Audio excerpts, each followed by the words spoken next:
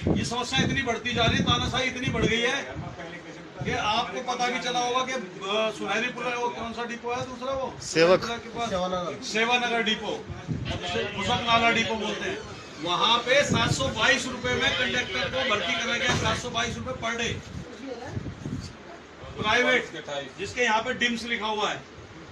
तो वो जो कंडक्टर भर्ती करे गए वो ट्रायल बेस पे है। अगर वो पास हो जाते हैं, अभी वो फिलहाल मोहल्ला बस के लिए हैं, अगर वो पास हो जाते हैं तो भाई आपका कॉन्ट्रैक्ट होना, रिन्यू होना बंद हो जाएगा।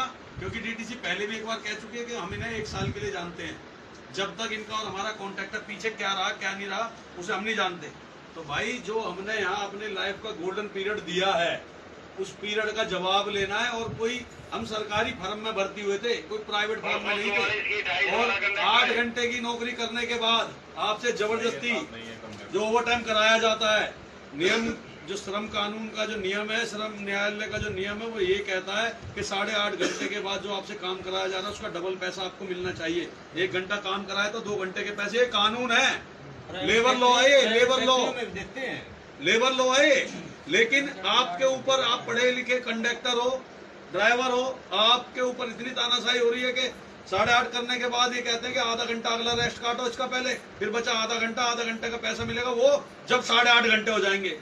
जबकि ओवर टाइम का ये नियम है, कोई 8.5 घंटे नहीं, कोई कुछ नहीं। और अगली ड्यूटी 5.5 घंटे में पूरी हो जाती है, जैसे पहले सीआर बनती थी। तो भाई कोई भी साथी ऐसा हो जो इन्हों को कोई नहीं जानता, लेकिन हम बता रहे हैं भाई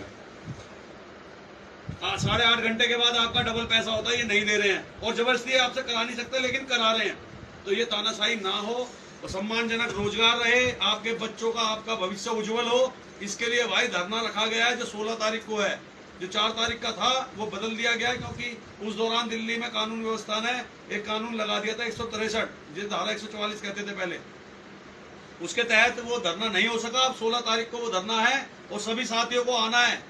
साथियों, नहीं तो ये 816 में ईमानदारी से अपने दिल पे हाथ रख के बता देना, क्या कोई ऐसा है जो हफ्ते में 1 दिन पनीर खिलाता हो अपने बालकों को, 1 दिन सेब लेके जाता हो 2 किलो?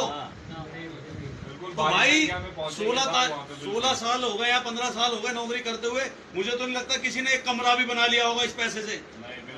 तो भाई अगर ऐसे ही आगे का जीवन और जीना है तो आप स्वतंत्र हो, और अगर नहीं जीना, सम्मानजनक रोजगार करना है, और ताकि गली मोहल्ले के लोग आस पे जानने वाले भी ये कहेंगे अगला डीटीसी में है।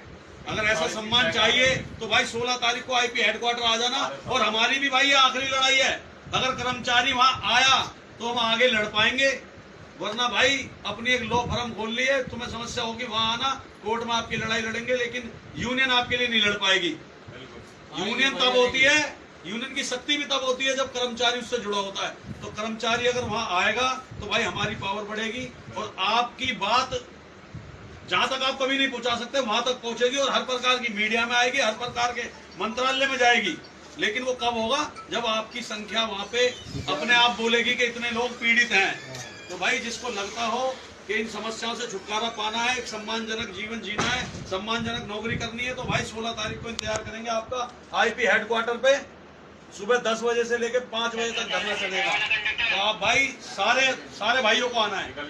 धन्यवाद भाइयों, आपने मेरी बात सुनी।